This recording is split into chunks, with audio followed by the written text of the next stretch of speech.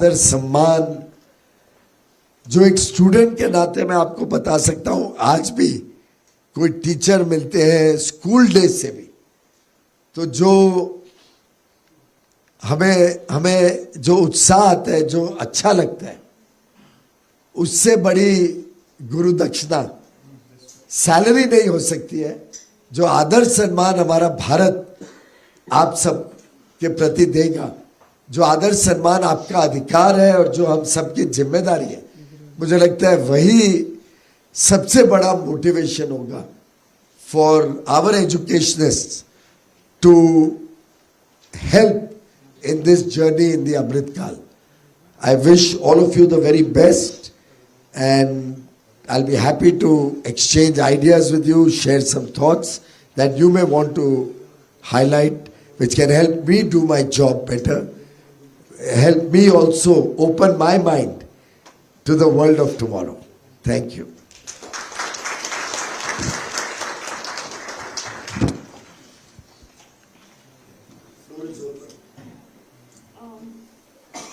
So the floor is open for discussion and interaction with Honorable Sir. So yes.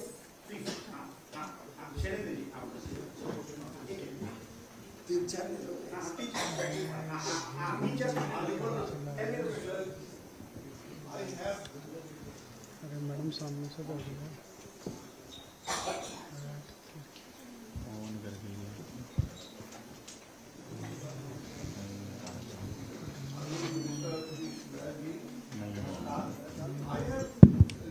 few suggestions which emanate from National Education Policy 2020. One, that is investment in education. That should be 6%. नहीं, एक minute यहाँ पे देखिए, वो आप education ministry के साथ आप एंगेज करेंगे, वो सब चीजें वहां पे डिस्कस करिए। ये कॉमर्स ने इनिशिएट किया है from the angle of internationalization of our education and how do we promote this as a service. बाकी आप ये education के percentages ये वो तो आप discuss करना बात। One line, then quality of education is something that we have to work upon. Even now, IIT and IIMs are two exceptional institutions which are making impact world over. Similar kind of institution should be replicated more and more in the country. Okay, thank you so much. So no, we'll take only issues related to internationalization, है ना? तो आप Subject of course. Subject, हाँ, सुरेश जी आप Professor Suresh. Mic.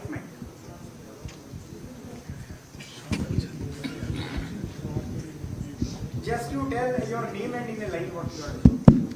What is this? अच्छा, question.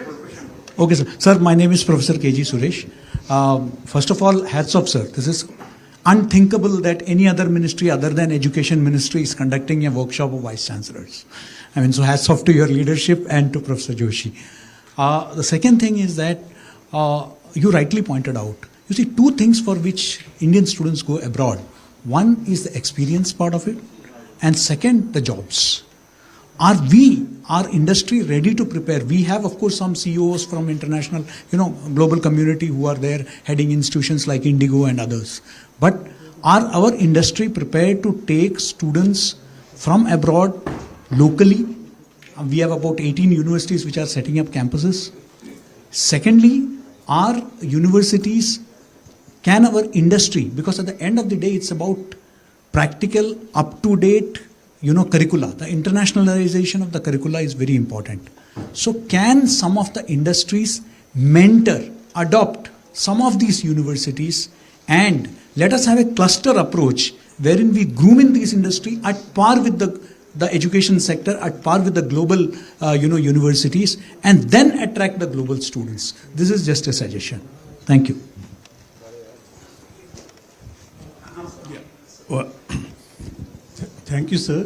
That was a very eloquent upholding of national education policy. I am Professor Nagaraju from Hyderabad Central University. There is one particular phrase in NEP, internationalization at home. I think this is one phrase probably your ministry, your leadership throws better light than others. Your thoughts on it would be useful. Thank you. Sir यही time में अमृत काल में विश्व गुरु बनना बहुत जरूरी है. It's very important to become a विश्व गुरु in अमृत काल. So can't we, because government of India has invested heavily on central universities across the country, is it possible to do an experimental basis to connect the international university with the central university system and to provide affordable education at the very affordable cost to the students of the inner and the communities. At the same time, the central universities have been set up in every state, and this will become a role model for other universities also to follow. Don't we have central university in every state? Every state is having central universities. We don't have it as yet. We have central universities. He says connecting international universities, the center can be helped. Shall we connect that, sir, with the central universities? So I have just only one suggestion. I'm saying one reflection. Can we blend the best global practices in higher education with our IKS, Indian knowledge system, and come out with a macro global approach to higher education and development? Can we do that? I feel we should do that other than coming with the binary kind of question. Thank you. Thoughts, sir? But truly delighted that Commerce Ministry and IIFT under Commerce is taking a lead to explore the potential that education as a service has for our export earnings, for our taking high quality Indian education to the rest of the world. In fact, all those statistics you mentioned are a result of years of keeping Indian education closed to the world, of keeping our method of running institutions, educational institutions, archaic, old-fashioned, not evolving with the times, because of which I suspect we landed up with a large number of students going outside the country. What your thoughts are, but truly and missing out on the opportunities that India could have offered our students much earlier. We've been hearing about changes in the educational policy for years and years, but sadly many governments came and went, many education ministers made an effort, many prime ministers promised us reform of the education system, but it was only after 2014 that a very serious effort was done, engaging with educationalists across the country in drafting the national education policy. In the past, there used to be several vested interests which did not allow us to evolve our education policy with the times. There used to be a very leftist-oriented thinking in education, which unfortunately kept India deprived of modern-day education practices. And I'm really happy that under the leadership of Prime Minister Modi, after extensive consultations, the National Education Policy 2020 was finalized. If I recall correctly, we had nearly 3 lakh inputs and feedback from across the country and overseas. 3 lakh. My system to bhulenge nahi, but this is a smart thing what you've done to give us a note. नमस्कार sir, मैं professor R S. Rathore Haryana higher education council की तरफ से एक छोटा सा suggestion है sir. एक स्कीम भारत सरकार की पीएमआई प्रधानमंत्री इंटर्नशिप स्कीम जो थी उसको एक्सपेंड अगर कर सकें बाहर के देशों के लिए सर, कि जो बच्चा इंटर्नशिप खाली भारत में ही क्यों ले, अगर बाहर की कंट्रीज के इंडस्ट्री में ले सकता है तो बहुत सारा एडवांटेज मिलेगा इन बच्चों को sir. Honorable Minister. So I'm a Deputy Counselor for Education, Science and Culture at the French Embassy. I'm former Vice Chancellor of the National Institute of Applied Sciences in France. And one question is that in France it's possible to get a degree not only at the university but also into private companies. So for example, myself, I did my PhD in the MBDA company. So I was working not as a student but as an employee. And this is same for bachelor and master.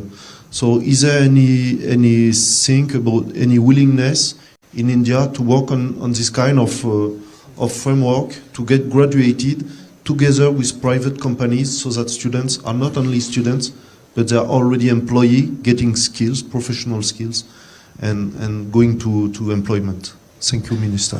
Friends, I'll just respond to a few of the things that came up. I like the idea that industry should also be involved while we are rewriting or improving our curriculum. I know that the Institute of Chartered Accountants does a lot of engagement with the stakeholders when they are rewriting their curriculum. I'll talk to Dharmendra Pradhanji and see this idea sounds quite interesting, that some more engagement between industry and universities, even at the stage of preparing the curriculum or topics or if we could have some greater engagement even on internships, for example, or actual jobs. I don't think if foreign students come here and study and they want a job or they get a job in an Indian company, I don't think getting a work permit will be difficult for that company. So I'll still check it out. Mostly in our agreements we have this arrangement through free trade agreements also, where our students will get a work permit when they study in the other country or vice versa. But more often than not, our experience is if we get the students from the developed world, then they'll go back because the opportunities there are much larger and they have a shortage of young manpower. We will like to attract students from the developed world now so that they are high paying, they are willing to spend more. It will help you to upgrade your facilities, have more modern facilities. So it's going to be very critical that our curriculum is contemporary and attractive enough for them to come, want to study here, and if they want some experience, they can do some work here or go back. Idea is that we should start thinking of attracting students from Europe, from America, from Japan, from Korea, Australia, New Zealand, more and more of the developed country students we should try to attract in India. Point one. Point two, I think very clearly when we see some of these private universities, the ambience is also very important. Hostel facilities, the classroom facilities. For those of you in government institutions, many of your alumni would have today made it very big. I would urge all of you to activate your alumni ecosystem. All of the American Ivy League colleges or important Oxfords and Harvards of the world, they are funded largely through endowments which the alumni contributes to. So I would urge all of you to think very seriously. I'm told that IIT Mumbai, for example, their alumni is setting up some hostels there, improving some of the classrooms, etc.